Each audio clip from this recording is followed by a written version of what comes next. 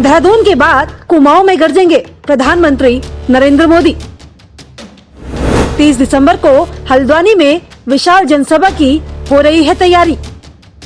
PM के दौरे की तैयारियों में रात दिन जुटी भाजपा सरकार। जनसभा की तैयारी पर कैबिनेट मंत्री बंशीधर भगत से खास बातचीत। देखिए गौरव गुप्ता के सवाल और कैबिनेट मंत्री बंशीधर भगत के जवाब। देहरादून के बाद अब प्रधानमंत्री मोदी कुमाऊं आ रहे हैं। तैयारियों का जायजा लेने खुद सीएम पुष्कर सिंह धामी और कैबिनेट मंत्री बंशीधर भगत जी कल उस जगह पहुंचे जहां पीएम को आना है। सीधे बात करते हैं, किस तरह का उत्साह है, किस तरह की चीज़ें हैं। भगत जी, देहरादून के बाद अब कुमाऊं की बारी। चुनाव की आचार संहिता लगी नहीं है, मगर आप लोग पूरी तरह से चुनावी मोड में हैं। कितना उत्साह आ रहा है प्रधानमंत्री की रैलियों से, और कुमाऊं में क्या खास होने वाला है? अभूतपूर्व उत्साह कुमाऊं क्षेत्र में है। देश के यशस्वी प्रधानमंत्री जी का जन जन में एक संदेश जो है कि ये गरीबों के मसीहा हैं, उसको लेकर के बहुत बड़ा उत्साह है। देश के लिए जो उन्होंने किया है, पूरे विश्व में जो ख्याति प्राप्त की है, इसके कारण से उनको सुनने के लिए लोग आते हैं। और ये नैनीताल जिले का सौभाग्य है कि पहली बार प्रधानमंत्री बनने के बाद आदरणीय नरेंद्र मोदी जी हल्द्वानी आएंगे और सभा को संबोधित करेंगे। सारी व्यवस्थाएं ठीक कर दी गई हैं। लाखों लोग उनको सुनने के लिए आतुर हैं, आने के लिए तैयार हैं और अभूतपूर्व रैली होगी, अभूतपूर्व रैली। लगातार आप लोग इस समय जिले के कार्यक्रमों में भी जा रहे हैं। कल आप बागेश्वर में थे, हल्द्वानी थे। मौजूदा समय में चुनाव में कई सारे विषय जो आ रहे हैं, जनता के बीच आप जा रहे हैं, वहाँ महंगाई और बेरोजगारी को लेकर सवाल किया जा रहा है। 5 साल में कुछ ऐसे आंकड़े हैं जिससे आप लोगों को संतुष्ट कर पा रहे हैं, या बचे कुछ दिनों में भी कुछ खास करने वाले हैं? देखिए, महंगाई पर चर्चा केवल कांग्रेस कर रही है।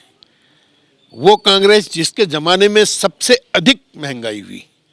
एक टाइम तो ऐसा नारा लगा था, इंदिरा जी का शासन था, ये देखो इंदिरा का खेल, खा गई चीनी पी गई तेल। यानी चीनी और तेल जो है मार्केट से गायब हो गया था, इतनी ब्लैक मार्केटिंग हो गई थी। आज वो हमसे महंगाई की बात कर रहे हैं। लेकिन मेरा कहना है, महंगाई का विषय है, ये कभी उतरती है कभी चढ़ती है, ये स्वाभाविक बात है। फिर भी केंद्र सरकार ने और प्रदेश सरकार ने बहुत से कार्यक्रम ऐसे किए हैं जिससे महंगाई पर लगाम लगाई है। हम विकास को लेकर के क्षेत्र में जाएंगे, नेतृत्व को लेकर क्षेत्र में जाएंगे। और मैं समझता हूं कि इस समय जिस तरह से कांग्रेस की हाहाकार मची है, कांग्रेस के नेता खुद अपने नेता को अपना नेता नहीं मान रहे, तो ऐसे में जनता को कैसे विश्वास दिला सकते हो? तो जनता में भारतीय जनता पार्टी के प्रति अटूट श्रद्धा है और कार्यकर्ता भारतीय जनता पार्टी का बिल्कुल स्तंभ है, रीढ़ की हड्डी है। बिना किसी लोभ के, बिना किसी प्रलोभन के भारतीय जनता पार्टी के लिए काम करने वाला देव दुर्लभ कार्यकर्ता इसमें रण क्षेत्र में उतरने को तैयार है। और मैं समझता हूं कि बम्पर वोटों से, पिछले बार से अच्छे मतों से इस बार हम जीत के आएंगे। हरीश रावत के ट्वीट से घमासान तो है ही। कांग्रेस का हाई कमान उस पर निर्णय लेगा, जो भी है वो कांग्रेस संगठन की बात है कि वो कह रहे हैं कि संगठन भी मुंह फेरे खड़ा है। मगर सत्ता के लिए उन्होंने एक ट्वीट में बात कही कि सत्ता ने अपने मगरमच्छ उनके पीछे छोड़ रखे हैं। ईडी सीबीआई का आप डर दिखा रहे हैं कि सीबीआई की फाइल है, खोल देंगे। अमित शाह की ओर उनका इशारा था। तो क्या ऐसे मगरमच्छ भाजपा के पास हैं? कपोल बातें हैं, जिनको स्वयं में डर सता रहा हो, कोई न कोई इस प्रकार की बात निकाल के लाते हैं। कोई मगरमच्छ किसी ने नहीं छोड़ रखे हैं, उनका अपना डर उनके लिए मगरमच्छ के रूप में है। ये बिल्कुल सत्य से परे बात है।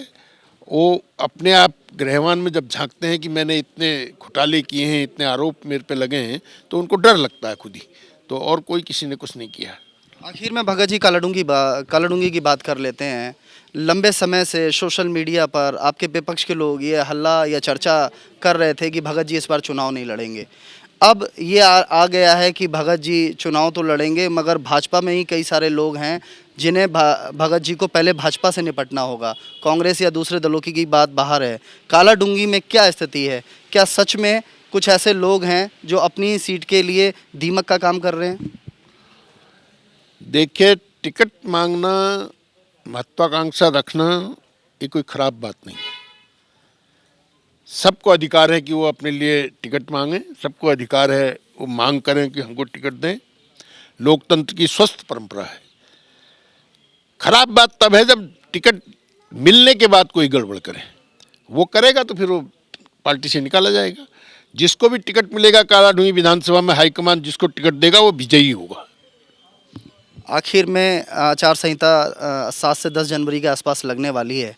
कुछ ऐसे बड़े काम जो इस बीच आपकी सरकार करने वाली है? हमने कह दिया कि हमने सारे कामों को जियो कर दिए हैं, सारे काम हो रहे हैं। थोड़े बहुत जो होंगे, अभी 2 कैबिनेट होनी है, एक आज की होनी है, एक इसके बाद होनी है। उस कैबिनेट में जो बड़े काम के बड़े निर्णय होंगे वो हो जाएंगे। तो आप थे बंशीधर भगत जी जो साफ बता रहे थे कि सरकार के पास प्रायोरिटी पर अभी कुछ काम और हैं और 2 कैबिनेट बची हैं जिसमें उन बड़े कामों के लिए सरकार आगे बढ़ेगी। अपने सहयोगी आकाश के साथ गौरव गुप्ता, न्यूज़ उत्तराखंड, देहरादून। आप देख रहे हैं न्यूज़ उत्तराखंड। देवभूमि की खबरों पर सबसे पहले अपडेट रहने के लिए हमारी वेबसाइट newsuttarakhndlive.com पर क्लिक करिए। आप हमारे साथ फेसबुक और यूट्यूब पर भी जुड़ सकते हैं। हमारे फेसबुक पेज को लाइक करिए, यूट्यूब पेज को सब्सक्राइब करिए। अगर आप भी डिजिटल रिपोर्टिंग का मन रखते हैं और हमारे साथ जुड़ना चाहते हैं तो आप हमें मेल कर सकते हैं newsuttarakhndtv@gmail.com पर।